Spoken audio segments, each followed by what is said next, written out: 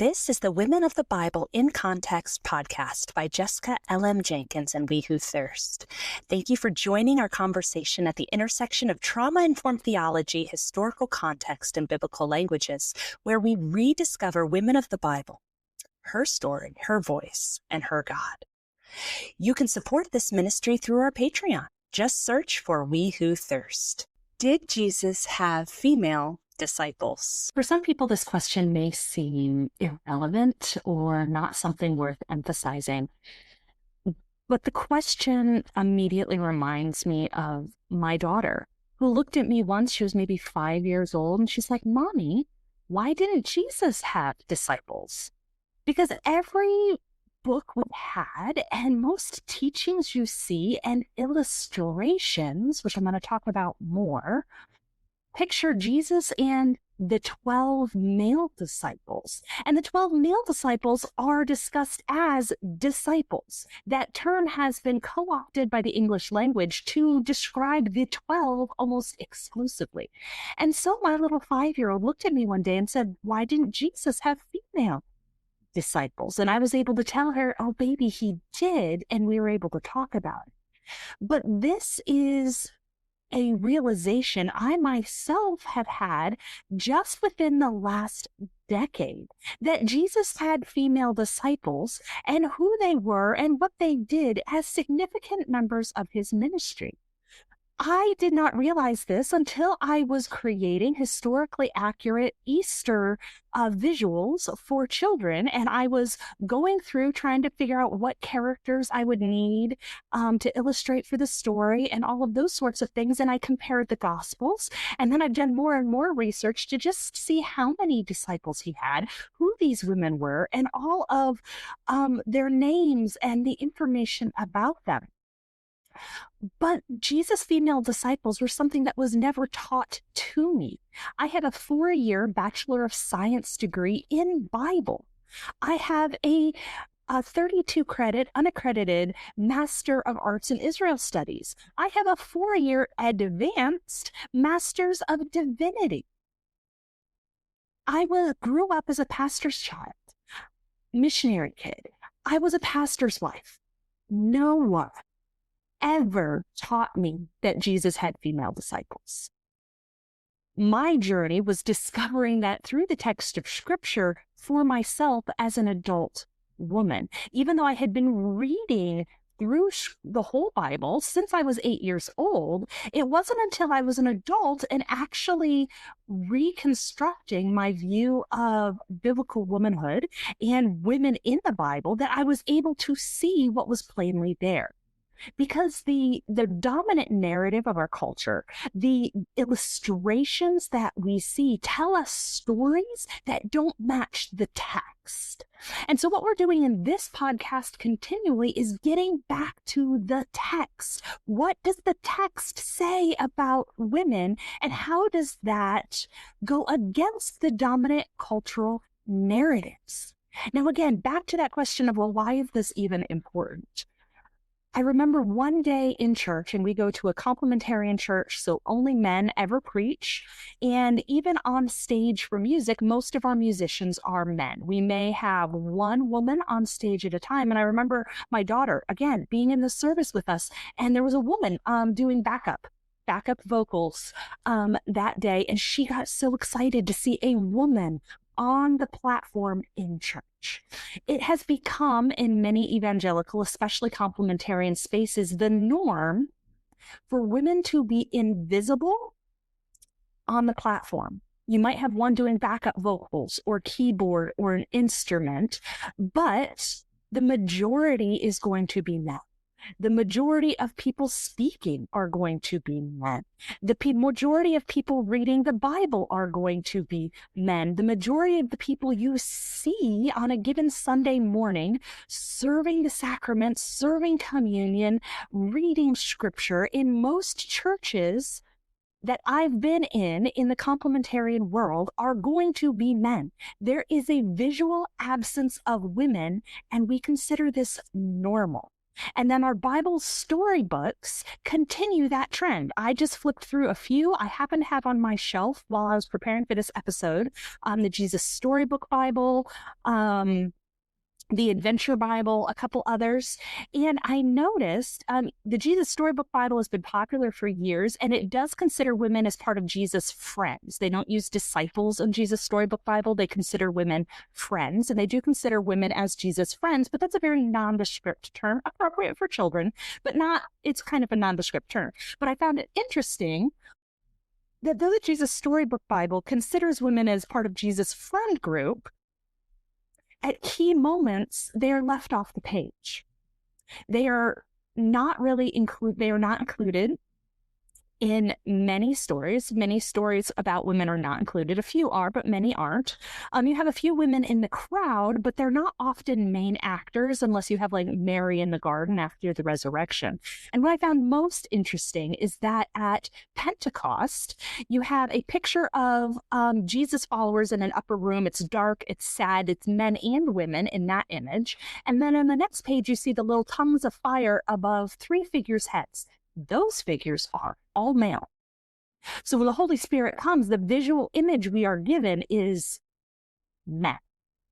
You even have books like Kevin DeYoung's The Biggest Story, not the shorter version, like the long one with all the chapters. He talks about how the disciples are all men. Of course, this is produced by Crossway, so no surprises here. The disciples are all men, and he even goes so far as to say all the disciples, all of Jesus' followers abandoned Jesus at the cross, which we're going to come back to later on in the episode. So why does this matter that we say Jesus had disciples? Why does this matter that we front this? It matters because our churches are used to the silence and invisibility of women. And when you see it over and over in things called Bible, like storybook Bibles, Bible art, Christian art, when Christian and Bible are tacked on the front of things, there is an assumption that they accurately portray God's will, even though intellectually we can immediately say, not necessarily, it's done by humans, of course, but there's this underlying assumption that gets put. And we have been trained to treat the invisibility and silence of women as normal and thereby God's plan. It is an erasure of women that is subtle and completely pervasive, to the fact that I could get all the way through 2 master's degree and a full seminary degree. I could be a pastor's wife and have no idea that Jesus had female disciples or who they were. So let's get into it. Who did Jesus have female disciples? Let's talk about it. Because whenever I say Jesus had female disciples, one of my most popular reels is talking about this. And immediately I get the pushback. No, he didn't. The 12 were the disciples. So deep breath. Let's get into it. Let's break it down. We're going to start with the 12. What did Jesus call the 12? We have the commissioning of the 12 in 2 passages, Matthew 10 and Luke 6. In both of these passages, I'll read the Luke 6, just so we're not repeating ourselves. But in both of these passages, Jesus is calling disciples and then choosing 12 out of the disciples. So listen to Luke 6, 12 through 16 from the NET version. When the morning came, he, Jesus, called his disciples and chose 12 of them, whom he named apostles. Their names are Simon, named Peter, his brother Andrew, and James, John, Philip, Bartholomew, Matthew, Thomas, James, the son of Alphaeus, Simon, who was called a zealot, Judas, the son of James, and Judas Iscariot, who became a traitor. So in Matthew 10 and Luke 6, we get a list of 12 names of what we commonly call the disciples. We've shortened the large group of disciples to just the 12. Well, Luke even says he calls his disciples and chose 12 of them. This implies that the group of disciples was much larger. In another passage, Jesus sends out the 72 disciples. So Jesus had a large group of disciples. The Greek word for disciples is matheus, and Jesus sent out 72 disciples. So what we have going on, because we have to get technical with our language, we have to be careful in how we speak. The 12 that Jesus chose are called apostles, not disciples. Jesus had a large group of disciples, probably over 100, since he had 72 he could send out. He had a large group of disciples. Out of those disciples, he chose 12 apostles. So if you're thinking Venn diagram, all of the apostles are disciples, not all of the disciples are apostles. So you can think of it that way if we put it in like a logic syllogism. So Jesus calls to him all of the disciples, Matthias. Matthias in Greek means a learner or a pupil. These are people who are learning from Jesus. Many of them are following Jesus. They're traveling with Jesus. Some of them may have traveled off and on. Some of them, like the 12, may have traveled with him continually and been with him constantly the entire time, which again, I'm getting DMs this week because I'm talking about this on Instagram. People are saying to me, I just realized last year that women traveled with Jesus. The idea that women were traveling with Jesus, not just the 12. We have in our minds this visual image of Jesus and 12 dudes traveling, just the 13 of them. That's not the case. You have Jesus and a large entourage of who knows how many people traveling around Galilee and Judea. This is a large group, and these are the learners, those who are following him. Most of them would be considered methetes, disciples, learners, pupils. It's a large group. He calls out of that group 12 apostles, which means sent ones or messengers. Now, today we're talking about, did Jesus have female disciples? A also important question is, did Jesus have female apostles? That is outside of the scope of this episode, but it deserves to be answered. And if you want an answer to that question, I recommend for you The Mary We Forgot by Jennifer Powell McNutt, or Nijay Gupta's Tell Her Story. Those are really good books that dive more into that question, and we might get to that question later. But if you're going to answer, did Jesus have female apostles, you have to consider Mary Magdalene. You have to consider the women sent to tell the disciples after the resurrection. You have to consider Junia in Romans 16. There are women that you have to wrestle with. Were they disciples?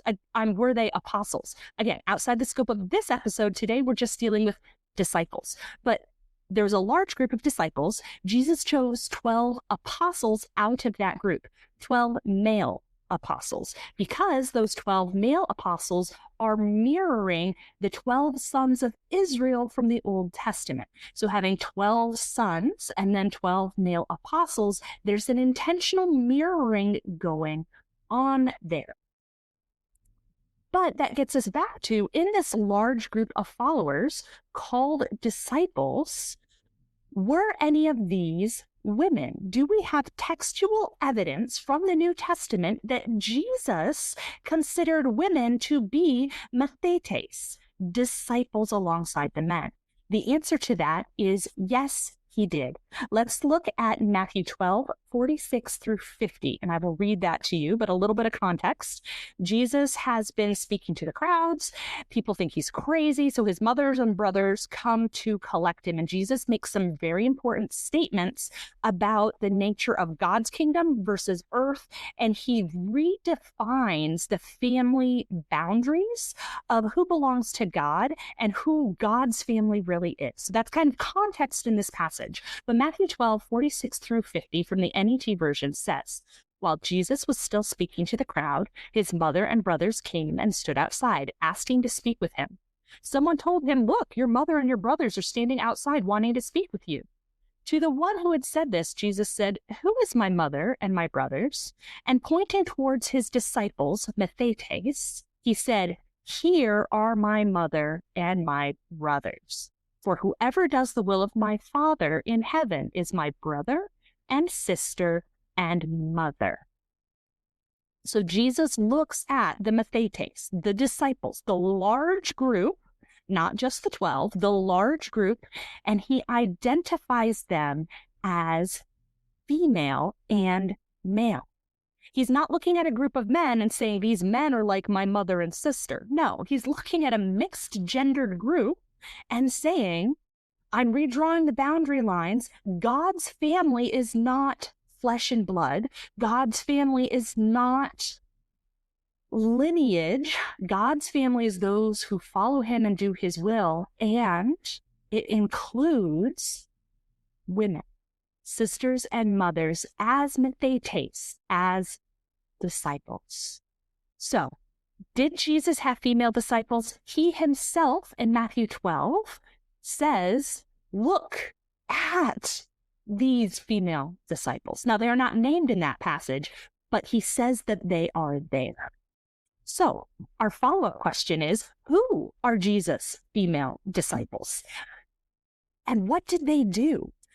I knew growing up that Jesus had women who followed him, because you see like the mothers of the sons of Zebedee, she's there on the road with them, asking if they can sit on his right and left hand. You kind of get the idea that there's some women hanging around. But the idea I always had was that these women, they're like the washwomen, the cooks. You know, you need someone to do the domestic labor because the dudes aren't going to do it themselves. That's why mom's hanging around to like take care of everybody and wash their socks. So let's consider, who were the female disciples? Were they just devotedly doing women's labor for Jesus, or were they on par learners with the male disciples who were there to learn? Are they just kitchen maids, or are they equal in status? In Luke 6, he introduces the 12 apostles. He chooses those out of the disciple group. And it's interesting because we're very familiar with James and John and Peter. A few of the male disciples are very common household names. We're very familiar with them. Matthew, Mark, Luke, John. You know, we've got those guys down, and Peter and James. But many of the male disciples, many of the male apostles are only mentioned in that list of the 12, and we know nothing else about them. But there are significant women who we get a lot more information about. So Luke 6, he introduces the 12 apostles. Luke 8, he introduces a very important group of women. Luke 8, 1-3, NET. Sometime afterward, he, Jesus, went on through the towns and villages, preaching and proclaiming the good news of the kingdom of God. The 12 were with him, and also some women who had been healed of evil spirits and disabilities. Mary, called Magdalene, from whom 7 demons had gone out, and Joanna, the wife of Chuza, Herod's household manager, and Susanna, and many others who provided for them out of their own resources. So Luke 8 introduces a group of at least 6 women, assuming many would be like 3 or more, since you would say a pair if it was 2, and you'd say, you know, someone else if it was 1. So we're assuming maybe like 6 women who are traveling with Jesus and the 12. So in our traveling entourage, we have at a minimum 19, I can't do math today, 19 individuals, including Jesus, the 12, and 6 women. Now, were these women, as we just asked the question, are they just wash maidens following along, getting pieces of information, but they're primarily there to cook and clean and do all the womanly things that women have always done? You know, we love women in our church. They take care of babies and do casseroles. That's what we want them here for. You know, we're used to having women in church, and church relies on the labor of women, but we don't give them visibility or voice. Well, the text says in verse 3 that these women provided for Jesus and the male apostles out of their own resources. These women are not wash maidens. These women are patrons. Now, patrons in the ancient world is an important position. It is a position of influence and power. It is something women often did in the ancient world. They would be patrons of celebrated teachers or of temples or various architectural projects. They would use their money to fund these community things, and that would bring them honor. That would bring their family honor. That would bring them societal position. Now, these women aren't doing this to seek honor or societal position. They're doing this because they love Jesus in gratitude because he's healed them. But we have to recognize our own gender bias in our assumptions that we bring to the text. if you're coming out of complementarian spaces, you're used to women being relegated to cooking, cleaning, and childcare. That is what you are used to. That's what I was used to. So it's easy to assume that is what these women are doing because that's what women do. Don't you know? Titus 2, women are supposed to be keepers of the home. So if women are following Jesus, they're still keeping home on the road. No, these women are patrons. These are higher status women than most of the male apostles. These women are women with money. These women are women with connections. These women are not there to clean up after the 12 male apostles. These women are there as equal or even higher status members of society who may have come with their own servants or attendants or family members as well. So these patron women, I would argue, are equal disciples alongside the large group of other male disciples following Jesus. They're not necessarily the special chosen 12 apostles who, again, are mirroring the 12 tribes of Israel and the 12 sons of Jacob. There's a whole thing going on with there, which is outside the realm of this podcast. But these women are not just showing up to cook and clean and wash socks and sandals and feet. That is, though they have probably had servant parts, that is beneath their rank as patrons and would have been shameful for the 12 apostles or other male disciples to expect that service from them. In the ancient world, your social status depends on a lot of different factors, not just gender. In complementarian circles, we really only have social status dependent on maybe wealth, if that mattered in your church. Didn't usually matter in our church, the churches I was in, but in some churches, wealth does matter. So status could be wealth, or it could be gender. And so that's really in our American, we don't have aristocracy, we don't have a lot of that stuff, maybe education, but gender is the big social status marker. Who gets a voice, who gets visibility, who, when they speak, gets listened to. It's often the men because it's a gendered social status situation. In the ancient world, you could very easily have women who have a much higher social status than the men around them because I'm going off the top of my head, but there's at least 5 different things that can influence your social status. And those 5 things work together to make a puzzle for each individual household, family grouping, social status. So you have, are you a citizen or not? Roman citizen or not a Roman citizen? Are you slave, free, or freedman? You were a slave, but now you're free. Or are you freeborn? So are you freeborn, freedman, or a slave? Are you male or female? Are you rich or poor? And I think there's another one that I'm not remembering at the moment. But depending on all of those circumstances, gender is only one. So if you have a man and a woman where everything is absolutely identical, being male would make you slightly more high status than the woman if every other aspect is identical. But when you're dealing with women who have wealth, as opposed to male apostles who don't, when you're dealing with women who have governmental connections, like Joanna, the wife of Herod's household manager, the male apostles probably didn't. You're dealing with a lot of social status symbols that the male apostles didn't necessarily have. So if you just level the playing field to think about social status in the first century, many of the patron women, these women in Luke 8, had a higher social status. They had wealth, they had connections, higher than the male apostles. It would be shameful for the male apostles to expect menial labor from these women.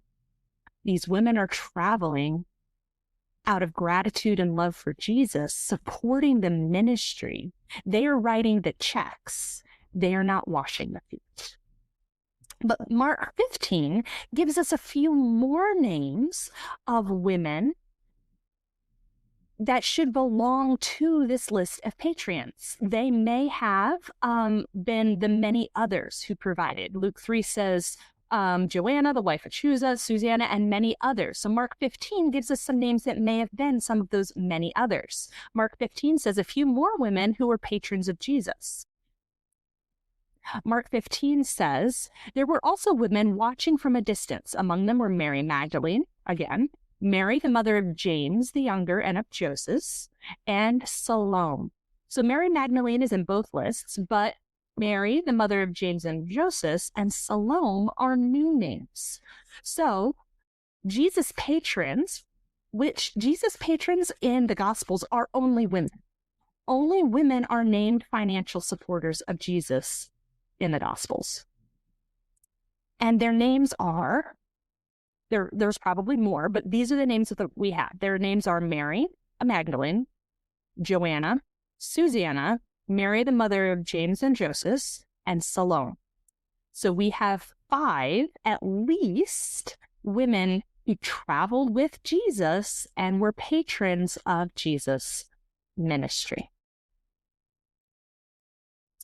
We also have another category of women in the Gospels who are called friends. We don't know that these women traveled with Jesus, but it does seem they hosted Jesus regularly. They may have given others support along with being a host. And this is Martha and Mary of Bethany. Martha seems to be a fairly high status woman in Bethany. She has her own home. It's continually referred to as Martha's home, where Mary and Lazarus also live. And we don't know much about why Lazarus is living in Martha's home or why Mary is living in Martha's home. They may be widow woman. Martha may be married and we just don't hear about her husband, although widowhood and then having your own home and stuff was fairly common in the ancient world. And if you're wealthier, not like super wealthy, but comfortably middle class or upper, a widow could maintain her own home, and that was not a problem in the first century. So you have Martha and Mary of Bethany who are friends of Jesus, and we see Jesus say, hey, learning at my feet, the act of being a disciple, is important. It's just as important as deaconing, which is what Martha was doing. When Luke 10 says Martha was distracted by all her preparations, again, we think it's work. She's like cooking and cleaning and frantically dusting everything. And oh no, company is here, through the frantic housewife. And maybe that's what's going on. But the Greek word is diakonia. She's deaconing. That is what Martha is doing. She's serving, she's deaconing, but this is a word that is used and it has significance. So you have Jesus' friends, Martha and Mary, who also likely financially supported his ministry, who did the act of discipling, learning at his feet, and who did the acts of deaconing, whatever that involved in their community and context. And Jesus says, yes, deaconing is important, but learning, discipleship is more so, basking in my presence. So we have women who are patrons. We have women who we then see doing the act of discipleship and deaconing, and Jesus encourages that. And then we have the women who are faithful to the end. Again, I heard growing up all the time that Jesus was abandoned by everyone, which we do see in the Garden of Gethsemane. The disciples, the 12 apostles, scatter. There may have been other disciples there as well. We have potentially John Mark was there. So we may have a group of disciples that scatter in the garden. Jesus does say in Mark 14:27, you will all fall away. He said that at the Last Supper, presumably talking to the 12 apostles. But even then, if he is speaking to the 12 apostles, this seems to be a more generalized statement, not an absolute truth, because we see John at the foot of the cross with Jesus. So even John, as part of the 12 apostles, did not fall away, though he may have been briefly scattered in Gethsemane. It is likely that the women who were following Jesus from Galilee and traveling with him, the women who were bankrolling his food and lodging and all of those things, it's likely that many of these women We're at the Last Supper. This is a family meal. And remember that Jesus has redrawn the boundaries of family, saying, my mother and sister and brothers are my disciples. Passover is a family meal to be celebrated by a singular household. Jesus is saying, my disciples, male and female, are my family. This is the new household of God. So it is likely at the Last Supper, again, which is only visually depicted as male, it is likely that women were there as well. This is why when I had Holly Carton create some coloring pages for We Who Thirst, you can get these on Etsy or my WeWhoThirst.com website, I included women at the Last Supper. They are female disciples. They are paying for the ministry. I cannot imagine Jesus coming into Jerusalem with an entourage of at least 5 to 6 women who are paying for everything and then saying, sorry, I know you're following me. I know you're disciples, but this meal is only for men. You're not welcome. Women were there. They were there. They may have been dining at a separate table. They may have been dining with and among the male disciples, especially if you're dealing with John and James' mother, the sons of Zebedee, their mom. If Peter's wife came along, you could have women intermingled among the 12 apostles as family members. You could have them dining separately. They could have been doing some cooking. You also could have had people off the streets lining the walls, because we're used to thinking family dinners invite only. Ancient world, these sorts of things could kind of be public spectacles. So you could have people off the street coming in. But it's likely women were there at the Last Supper. Jesus turns to presumably the 12, maybe everyone, and says, you will all fall away. You will all be scattered. But we see even from the fact that John was at the foot of the cross, he wasn't scattered forever. And I doubt the women were necessarily with Jesus in the garden. I think maybe he was saying, you will all be scattered, speaking directly to the garden. Now, why would the women who follow him all the time not be with him in the garden? Danger, potentially. Lots of reasons. Maybe they are back often. There's a huge camping culture at this time because lots of people travel to Jerusalem for Passover. And so the Mount of Olives, Jesus isn't just going out there to pray. They may have been camping, or the women may have been staying at a house in Bethany. So they may have left the Last Supper. Women may have stayed in Jerusalem because nighttime, women, danger. Jesus cares about these women's safety. They may have just gone to bed after dinner or were doing dishes or whatever, and Jesus goes out with the 12 apostles and maybe a few others to the Garden of Gethsemane to pray. I imagine women may not have been there. Again, danger, and Jesus is concerned for them because he knows what's going to happen. He knows armed guards and women in darkness, not a good combination. We don't know for sure who is in the garden. That is my surmising. But the garden happens. Everyone is scattered at that time. But by the time we get to the cross, and this is where I've always heard it preached, that everyone abandoned Jesus. He died alone. I'm not sure if you've heard that preached, but it is common all throughout. Kevin DeYoung in his book even talks about how everyone abandons Jesus, except they didn't. Women were there. They were last at the cross and first at the tomb. Now, if you do picture women at the cross and at the tomb, think to yourself real briefly before we go on how many women you expect there to be. Art shows us commonly 2, maybe 3 women, because each gospel individually mentions about 3 women each. Each gospel says names of 3 women. But when you look at all 4 gospels and you overlap them, there are actually 9 separate names of women who were present at the crucifixion, burial, resurrection, or all 3. Now, I need to pause before we go. Let's read the names of these women. You have Mary Magdalene, Mary, the mother of James and Joseph, the mother of the sons of Zebedee, the other Mary, Salome, Joanna, Mary, Jesus' mother's sister, Mary of Clopas, the women who followed from Galilee, and other women. Now, scholars like to overlap these women because some of these would be multiple names of the same woman. Let's take me as an example. My name is Jessica Jenkins. I'm married to Kevin. My father's name is Jeff. So in that information alone, there are at least 4 different names you could give me. You could call me Jessica. You could call me Mrs. Jenkins. You could call me Jessica, the wife of Kevin. And you could call me Jessica, the daughter of Jeff. So you have 4 different names, especially when you have a very common first name like Jessica. Mary is an incredibly common first name in the first century world. So we have Mary, the mother of the James of Joseph. We have the other Mary, and we have Mary of Clopas. Some think it's the wife of Clopas. Some think it's the sister of Clopas. We're not sure.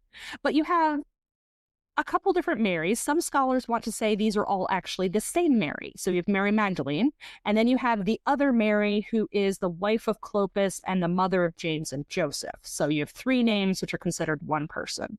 And then some scholars want to say that Salome and the mother of the sons of Zebedee and Jesus' aunt are all the same person.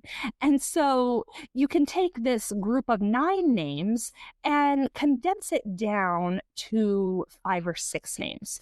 And scholars are disagreed on whether you should do this or whether you should not do it. A lot of commentators want to overlap the names and minimize how many women there are. Other scholars like Marge Mazzucco say, no, we shouldn't do that nearly as much as commentators want to. And because of the nature of names, we do not know if the other Mary, Mary the mother of James, and Mary of Clopas, is that 3 Marys or is that 1 Mary? And now we have 3 bits of information about that Mary. We don't know.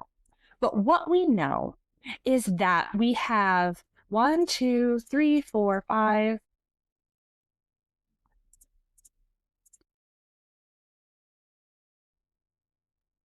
what we do know is that we have potentially 9 named women. They could be condensed down to about 5 to 6 women, but you still have 7 or more if you consider the other women, many more women who followed from Galilee, because like Susanna is not mentioned in this list of women who are at the crucifixion and resurrection, but she could have been there. Mary and Martha from Bethany are not mentioned, but Bethany is not far from Jerusalem. They could have been there. And so in the many more, we have other women named throughout the Gospels that could be included. So as you think about the crucifixion and resurrection, open your picture to a huddle of 7 to 9 women at the foot of the cross, not 3. Definitely not 0. You have the male apostles who have scattered to the wind. They have fled, save John. And then you have 6 to 9 women weeping over Jesus. Matthew says that Mary Magdalene, Mary the mother of James and Joseph, and the mother of the sons of Zebedee are at the crucifixion. Mary Magdalene and the other Mary are at the burial and resurrection. I would assume maybe the mother of the sons of Zebedee is also there, but maybe she's off trying to take care of her boys during the burial and resurrection. We don't know. Mark says that Mary Magdalene, Mary the mother of James and Joseph, and Salome are at the crucifixion and the resurrection. And then Mary Magdalene and Mary, the mother of James and Joseph, are at the burial. You can kind of see why there might be overlap between the other Mary and the mother of Mary, the mother of James and Joseph. Luke throws in a few other names. Luke says that women who followed from Galilee are at the crucifixion and burial, which, again, the women from Galilee are Mary Magdalene, Joanna, Susanna, Mary, the mother of James and Joseph, who's been mentioned a couple times, and Salome. And so Luke says the women who followed from Galilee are at the crucifixion and burial. At the resurrection, he specifically names Mary Magdalene, Mary, the mother of James and Joseph, and Joanna, and other women, unnamed women who are also there. John gives us a few more names. John mentions Mary Magdalene. She's named by everybody. Mary, Jesus' mother. This is the first time we see Jesus' mother at the cross, and then Jesus' mother's sister. And so you have Mary Magdalene, Jesus' mom, and Jesus' aunt at the cross. We know from the other Gospels, other women are there as well, but now we see some close family members included also. Most depictions I've seen have Mary, Jesus' mother, and Mary Magdalene, and that's about it. But when we actually look at what the text says, and when even allowing for some of the overlap of the names, there are more than 6 women who did not abandon Jesus. These are female disciples. They are patrons paying for his ministry. They are friends dear to his heart and soul, and they are faithful to the end. These women are incredibly important to Jesus, and it is incredibly important for the church to know these women. These women have a beautiful part of this story, and they deserve visibility because the text does not ignore them. The text gives names to them because they are important and because though the recipients of the Gospels may have known who these women are. The readers of John may have known who Jesus' aunt was. The readers of Luke may have known Joanna personally. The readers of Mark may have known Salome. Everybody knows who Mary Magdalene is, even if they didn't know her personally. But these women matter. So, some of you, this is new information. Some of you, you're like, okay, yes, this is helpful. I know this. Great. And I want to equip you further because the female disciples are so important. I will be putting all of the information from this episode up on Substack. You'll be able to find that there. I also want to recommend some books to you. Again, Nijay Gupta's Tell Her Story is excellent. The Mary We Forgot by Jennifer Powell McNutt, hugely important work on Mary Magdalene. I'm hoping to have Dr. McNutt on the podcast in a couple weeks to talk about Mary Magdalene specifically. And then Joan Taylor and Helen Bond, I also hope to have back on the podcast.